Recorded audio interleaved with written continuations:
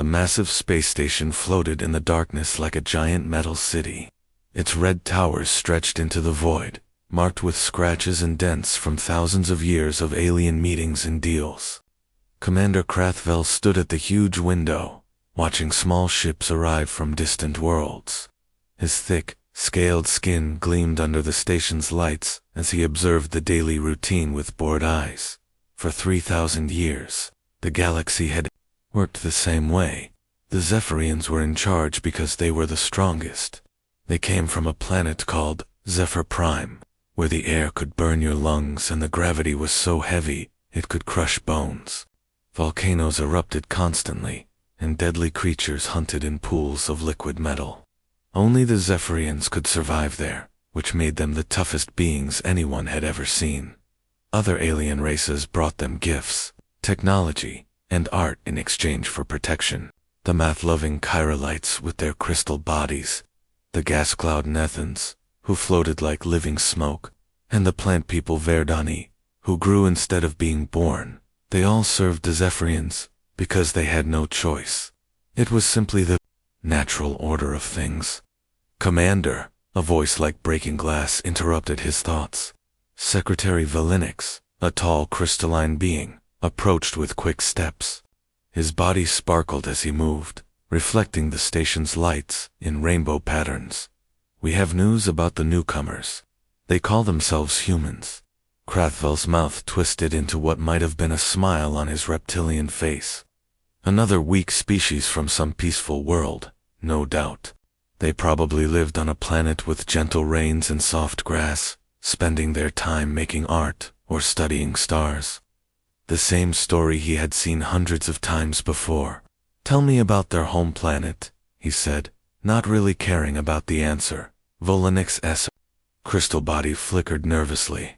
"That's the strange part, Commander. Our scanners show their world has dangerous gravity levels, poison in the air, and way too many predator animals. But that can't be right. The machines must be broken." The Zephyrian commander's golden eyes grew narrow. In his 300 years of military service, he had learned to trust his instincts. When something seemed wrong, it usually was wrong. Sensor equipment didn't just randomly break in such specific ways. "Set up the normal welcome ceremony," he ordered. "But Valinix, make sure the tech teams check those readings again. I want to know exactly what kind of world these humans come from." Through the thick glass of the observation deck, a strange new ship was approaching the docking bay. It was smaller than most vessels that came to the station, with a sleek design that looked both elegant and somehow dangerous. Dark scars covered its metal hull, not from battles, but from tiny space rocks that had hit it during its long journey between the stars. Inside that ship, the humans were getting ready for the most important moment in their species' history.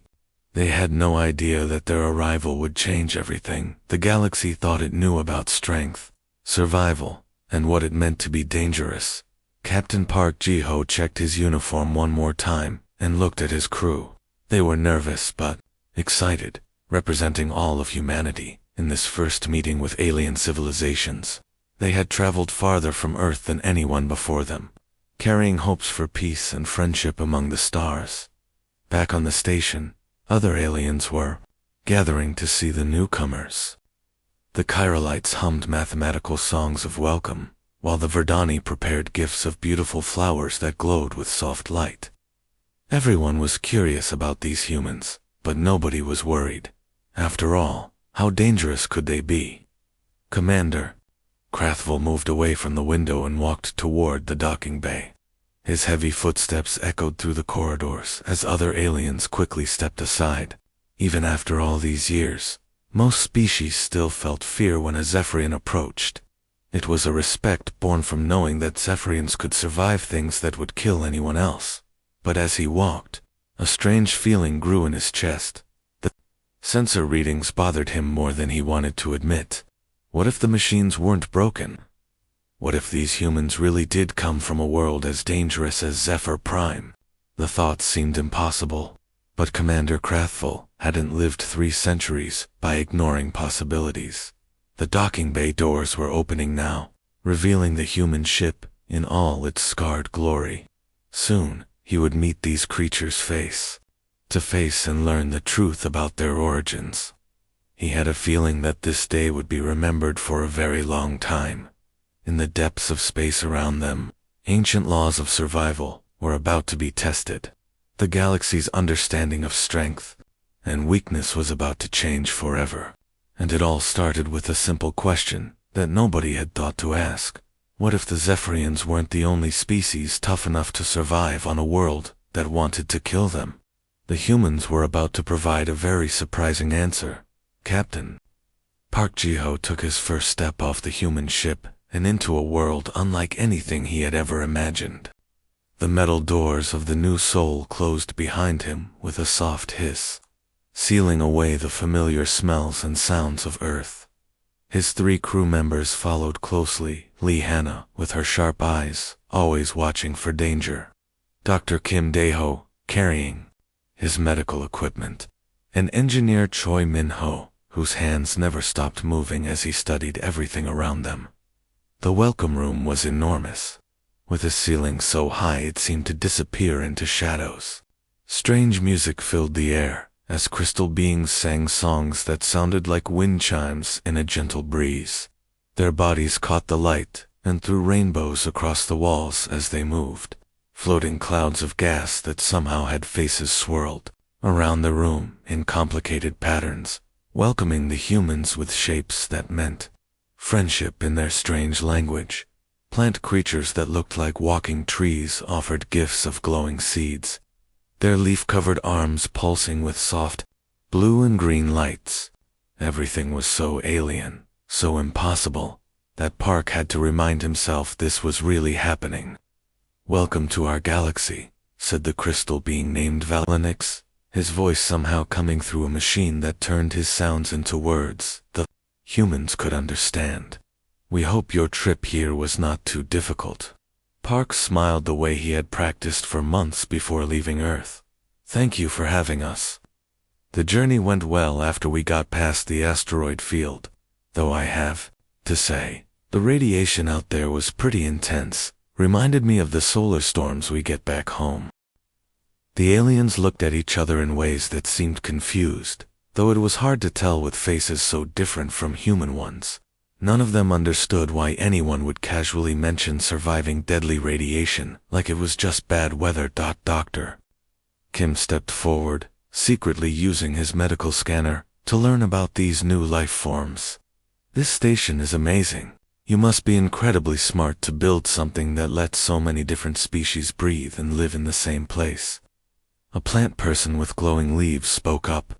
"We have 17 different air systems for different species. But we are curious about what you need to survive. Our scans of your world showed some very strange things." Lee Hannah laughed, not knowing how terrifying her casual words would sound to the aliens. "Earth keeps us busy, that's for sure. I grew up in Busan, right on the coast. Between the typhoons that could blow your house away, earthquakes that split the ground open, and tsunamis as tall as buildings, you learn to roll with whatever comes your way." The translation machine started working harder, making strange noises as it tried to explain words like typhoon and tsunami to beings who had never imagined such destructive forces of nature. From high above, Commander Krathfell had been watching everything. The massive Zephyrian decided it was time to meet these humans face to face. His heavy footsteps echoed through the chamber as he came down the ramp, each step making the floor shake slightly under his weight. The humans noticed him immediately. Without even thinking about it, they shifted their positions slightly, spreading out just enough to have room to move if trouble started. They weren't being threatening, but they were clearly ready for anything. This was something that impressed the watching aliens, who were used to other species cowering when Zephyrians approached. "I am Commander Krathfell," the giant alien announced, his voice deep and powerful like distant thunder. "I speak for the Zephyrian Empire, and I welcome you to our galaxy." Captain Park stepped forward without hesitation, something that surprised everyone watching. Most species kept their distance from Zephyrians, But this small human walked right up to the towering predator and held out his hand. Captain Park, Jiho, representing Earth and all humanity. We're grateful for this chance to meet you. The handshake that followed would be talked about for years afterward. Krathvel expected the human's grip to be weak, like most soft-world species. Instead, he felt surprising strength in those small fingers. The human's hand was covered with rough spots that came from years of hard work, and his eyes looked directly into the Zephyrians, without any fear at all. For Commander Krathvel, this moment was shocking. In all his centuries of life, no other species had ever looked at him as an equal. They looked up with fear, down with submission, or away with terror. But this human looked straight at him with calm confidence, as if meeting dangerous predators was just another normal day. The other aliens in the room sensed something important was happening, though they didn't understand what. The crystal beings stopped their singing, the gas clouds paused their swirling, and the plant people's lights dimmed as everyone focused on the two figures. Shaking hands in the center of the chamber, Dr. Kim was quietly taking readings with his medical equipment, fascinated by the biological diversity around them. Engineer Choi was studying the station's construction, already figuring out how human technology might fit with alien designs.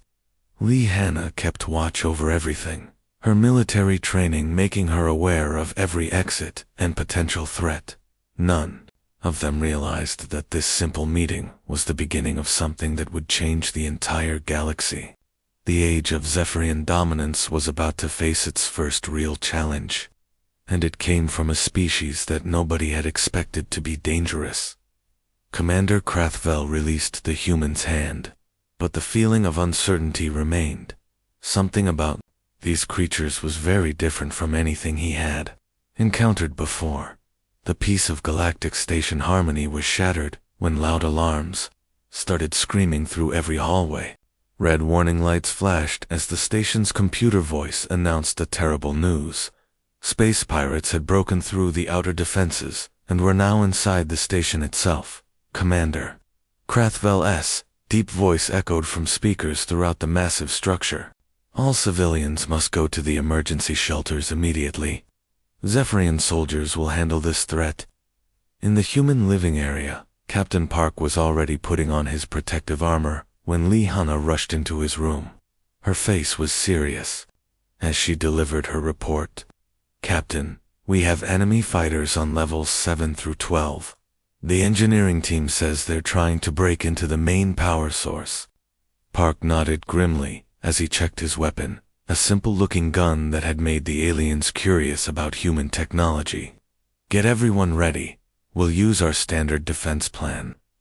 Engineer Choi Min-ho appeared in the doorway, but instead of his usual repair tools, he was carrying military weapons. Sir, shouldn't we be running to the safe areas like all the other non-fighters? Park's smile was cold and determined. Min-ho, when have we humans ever been ordinary non-fighters? What happened next amazed every alien who witnessed it. The human security team moved through the station's corridors like water flowing around rocks. They worked together perfectly, each person knowing exactly where the others would be and what they would do, while the Zephyrian warriors relied on their natural strength and thick skin. The humans showed something completely different. They seemed to know what the enemy would do before the enemy knew it themselves. Dr. Kim quickly set up a medical area in what used to be a meeting room for diplomats. He worked on injured aliens with equipment that seemed impossibly advanced for such a young species. His hands moved like a master surgeon as he tried to save a crystal being whose body had been broken by enemy fire. The plant Dr. Tylewin watched in amazement as Kim worked. How did you know to bring medical supplies for fighting when you came here for peace talks? Kim didn't look up from his patient as he answered. Experience. On Earth, we learned that wanting peace doesn't mean you'll get peace. The fighting got worse when the pirates trapped a group of injured plant people in the station's garden area. The Zephyrian soldiers couldn't move forward because the enemy had better weapons and would kill the civilians. If the Zephyrians tried to advance, That's when Sergeant Yoon Seok did something that would be talked about in military schools for hundreds of years. He ran straight into the dangerous crossfire. But this wasn't a crazy, mindless charge. Yoon moved with careful planning, using broken pieces of the station and support beams as protection while shooting back at the pirates. His covering fire gave the Zephyrian warriors the chance they needed to move forward safely. When an energy blast hit him in the shoulder and spun him around, he rolled with the impact and came back up, still fighting. Commander Krathvel watched in fascination as the human kept fighting, even though he was badly hurt. Most species would have collapsed from such an injury, but Yoon was still coordinating the rescue of wounded aliens while holding his defensive position. When the last pirate was finally defeated, Krathvel found the human sitting against a wall, calmly treating his own wound with practiced skill. Blood soaked through the bandage he was applying, but his hands were steady. "Why?" the commander asked, genuinely confused. "Why did you risk your life for beings you've only known for 3 days?" Yoon looked up at the towering alien. His face was pale from blood loss, but his eyes were clear and strong. "Because that's what humans do. We protect those who can't protect themselves." The simple honesty of those words hit Commander Krathvel like a physical punch. For centuries, the Zephyrians had dominated the galaxy through strength and fear. Other species served them because they had to, not because they wanted to. But here was a member of a species that risked everything to save strangers, asking for nothing in return. Around the station, other aliens were beginning to understand that something fundamental had changed. The crystal beings hummed songs of amazement. The gas cloud people swirled in patterns of respect, and the plant people's lights pulsed with new understanding. Dr. Kim continued working on the wounded, treating Zephyrian warriors and alien civilians with equal care. Engineer Choi was already studying the damage to the station, figuring out how to repair it. Captain Park coordinated with alien security forces, as if he had been doing it his whole life. But it was Sergeant Yoon's simple statement that echoed in everyone's minds. In a galaxy where strength meant dominance and power meant taking what you wanted, these humans had introduced a completely foreign concept, using strength to protect the weak instead of conquering them. Commander Krathvel helped the wounded human to his feet, supporting him as they walked toward the medical area. For the first time in his long life, the mighty Zephyrian felt something he had never experienced before. He felt inspired by someone smaller and weaker than himself. The galaxy's understanding of what it meant to be strong was about to change forever. The medical center of Station Harmony was busier than it had ever been. Dr. Tai Win, the plant-like chief medical officer, worked side by side with Dr. Veltar, whose crystal body sparkled as he moved between different testing machines.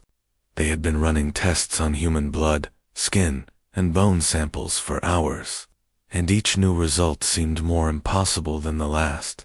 "These numbers can't be right," Veltar said, his crystal form flashing with colors that showed his frustration. "The readings say human bones are almost twice as dense as they should be for creatures their size, and their muscle fibers are built in ways I've never seen before." Commander Krathvel stood nearby, watching the data appear on glowing screens. As a Zephyrian, he was used to being the strongest, toughest being that other species had ever encountered. But the information flowing across the medical displays was telling a very different story. Dr. Kim sat quietly while the alien doctors poked and prodded him with their strange instruments. Sometimes he would answer their questions, but his casual responses only made them more confused and worried. "You said you survived something called pneumonia when you were young," Dr. Tilwyn said, her leaf-covered arms trembling slightly. "Can you tell us more about that?" Kim shrugged as if it was no big deal. "Just a lung infection. Pretty normal. On Earth, my lungs filled up with fluid. My body temperature went up to about 40 degrees Celsius, and it lasted for 2 weeks. The doctors gave me medicine. I rested in bed, drank lots of water. The alien doctors looked at each other with expressions that humans were beginning to recognize as pure terror. 40 degrees. Veltar's crystal body flickered rapidly, like a broken light. That temperature would cook the proteins inside most living things. And you survived this as a child. Sure, though it was pretty scary for a while. My grandmother always said I was too stubborn to die. Kim smiled warmly at the memory.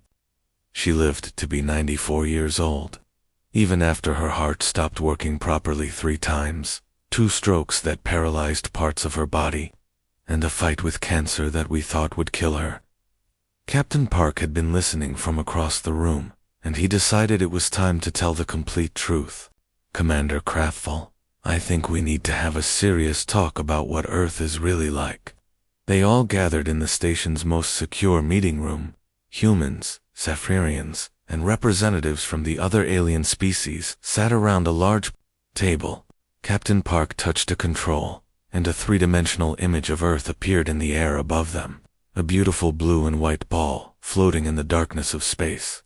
We call Earth a Goldilocks planet, Park began. Not too hot, not too cold, just right for life. But that's only compared to the rest of our solar system. The image zoomed in closer, showing details that made all the aliens shift uncomfortably in their seats. Mountain ranges that reached up toward the sky like giant teeth, ocean valleys so deep they seemed to go down forever, and storm systems so large they could swallow entire continents. Every few thousand years, our planet tries to wipe us out, Lehanna said as calmly as if she was talking about the weather. Ice ages that freeze everything for thousands of years. Volcanoes that explode with the power of nuclear weapons. Space rocks that slam into us and change our climate, and the planet's magnetic field sometimes flips upside down. Engineer Choi brought up new images showing Earth's animals and plants. Everything on our world lives by one simple rule: only the strongest survive.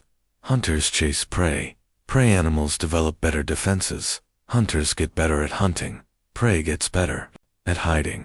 This has been going on for hundreds of millions of years. Commander Crathful asked the question that everyone was thinking, even though he was afraid of the answer. What kind of hunters lived on your world? The humans looked at each other before. Dr. Kim activated another display. What appeared made several aliens gasp in fear. These were called dinosaurs. Some were 30 meters long, with teeth as big as swords. They ruled Earth for 165 million years. What happened to them? Dr. Tyluin asked, her glowing leaves now completely white with fear. A giant space rock hit our planet 65 million years ago, Park explained. It killed most of them. The ones that survived became birds. Sergeant Yoon, his wounded arm still wrapped in bandages, leaned forward in his chair. But here's the really interesting part. After the dinosaurs died, small furry animals, our ancestors, survived by being tiny, smart, and incredibly hard to kill. The room became completely quiet as the full meaning of what they were hearing sank in.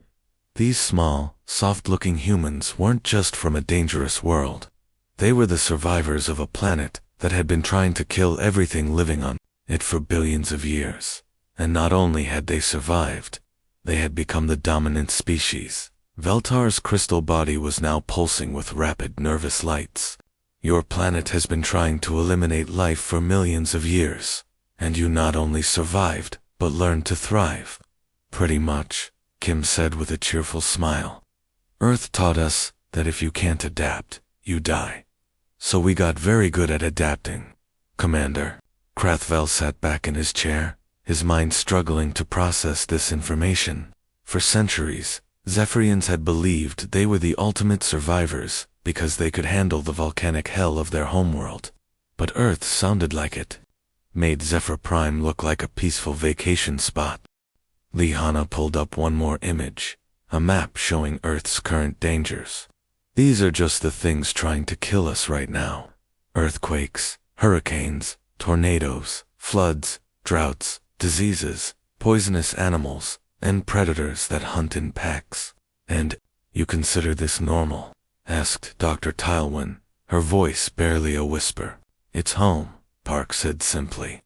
We learned a long time ago that the universe doesn't care if we live or die. So we decided to care about each other. The aliens sat in stunned silence, finally understanding why these humans were so different from every other species they had ever met. They weren't just tough, they were the product of a world that had been testing them for millions of years, and they had passed every test. 6 months had passed since the humans first arrived at Station Harmony, and the galaxy was still trying to understand what their presence meant. Then came the emergency call that would test everything they had learned about working together, deep in space. In a solar system called Kethmarin that had been dead for thousands of years, something terrible had awakened. Ancient machines that had been sleeping for so long that everyone had forgotten they existed suddenly came back to life. Archaeologists from 12 different species had been exploring the ruins of an old civilization when the defense systems activated without any warning. Now, 300 scientists, researchers, and explorers were trapped underground while killer robots hunted them through crumbling tunnels. The planet itself was falling apart, with earthquakes shaking the ground and poisonous gases filling the air. Worse yet, the ancient weapons seemed to learn from every attack, getting smarter and more dangerous with each passing hour. Captain Park stood on the command bridge of a new kind of ship called Harmony's Edge, the first vessel ever built by humans and aliens working together. Around him, screens showed the terrible situation unfolding on the dying planet below. Red dots represented the trapped explorers, while blue dots showed the rescue teams trying to reach them. The problem was that the blue dots kept disappearing, as the ancient defenses destroyed anything that tried to help. Give me a report on our situation. Park called out to his mixed crew of humans and aliens. Lieutenant Commander Lee Hanna looked up from her control station, her face grim with worry. The Zephyrian assault teams have managed to create a safe zone around the main dig site, but they can't get into the tunnel systems. The passages are too small for their big bodies to fit through. On the main communication screen, Commander Krathfel's image appeared. The normally calm Zephyrian commander looked frustrated and angry. Captain Park, my warriors can smash through the outer defenses without any problem, but we cannot reach the people trapped inside. The ancient builders made these tunnels for smaller creatures. Park studied the tactical display, seeing the challenge clearly. What about the automated defenses inside the complex itself? Krathfel's expression grew even darker. They adapt and learn from every attack we make. Each time we try a new approach, the machines figure out how to counter it. I've already lost 3 of my best warriors trying to map out the interior defense systems. From the medical bay, Dr. Kim's voice came through the ship's communication system. Captain, we have a serious time problem. The planet's core is becoming unstable, much faster than we expected. My calculations show we have maybe 6 hours before the entire world explodes. Park felt the weight of 300 lives pressing down on him. Traditional rescue approaches weren't working. The Zephyrians were too big to navigate the narrow tunnels, and their straightforward attack methods were being countered by machines that learned from every encounter. Meanwhile, the smaller alien species lacked the physical strength to punch through the heavy defenses, protecting the tunnel entrances. But as Park looked round his bridge, seeing humans and aliens working side by side, he realized they had something that the ancient builders had never planned for: the ability to combine different strengths in unexpected ways. Commander Krathfel, how do you feel about trying something completely new? The Zephyrian's eyes narrowed with interest. What do you have in mind? 30 minutes later, the most unusual rescue operation in galactic history was beginning. Instead of trying to fight the ancient defenses head-on, they were going to work around them. Zephyrian warriors would use their incredible strength to break through the outer barriers and create safe zones. Meanwhile, human teams would slip through the smaller passages that the big aliens couldn't navigate. The key was coordination. The ancient machines were designed to fight against direct assault or sneaky infiltration, but not both at the same time in a coordinated pattern. Sergeant Yoon, his shoulder fully healed from the pirate battle, led the first human infiltration team into the tunnels. Behind him came engineers Choi and Nam, carrying special equipment designed to interface with technology thousands of years old. Above them, Zephyrian heavy weapons kept the main defense systems busy with constant attacks. "Contact ahead," Yoon whispered into his communication device. 3 combat robots, armed with energy weapons that adapt to whatever we shoot at them. "Copy that," Park responded from the command ship. "Krathfell, we need you to hit the upper levels with everything you've got." The Zephyrian response was immediate and overwhelming. Massive energy blasts lit up the ancient corridors, forcing the defensive systems to focus on the larger threat while the humans slipped through gaps that would have been impossible for their allies to use. Dr. Kim had set up a mobile medical station halfway between the surface and the trapped explorers. His hands worked with practiced skill as he treated wounded rescuers and prepared for the mass evacuation that was coming. Alien medics worked alongside him, learning human emergency medicine techniques that emphasized speed and adaptability over perfect conditions. The breakthrough came when engineer Nam managed to connect with the ancient control systems using a combination of human creativity and Zephyrian computing power.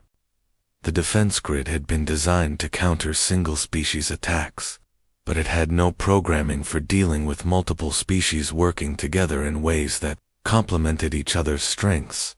As the rescue ships lifted off from the dying planet, carrying all 300 survivors to safety, Captain Park stood beside Commander Krathfell, watching the world tear itself apart in a spectacular explosion.